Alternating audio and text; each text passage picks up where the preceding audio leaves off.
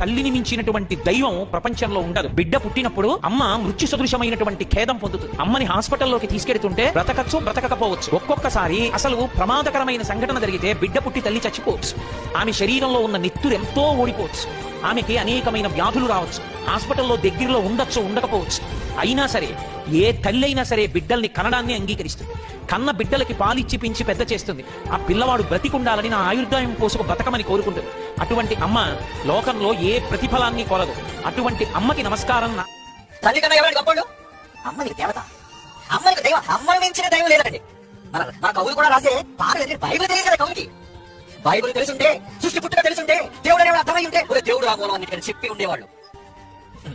అన్నిటిని ఇచ్చిన దేవుడిని పక్కకు పెట్టి భూమి మీద దేవుడి వల్ల కలిగిన వీళ్ళందరినీ దైవాలుగా మారుస్తున్నారు. ఏమండి 100 దేవుళ్ళు కలిసి వచ్చినా అమ్మకి శాఖరాడా?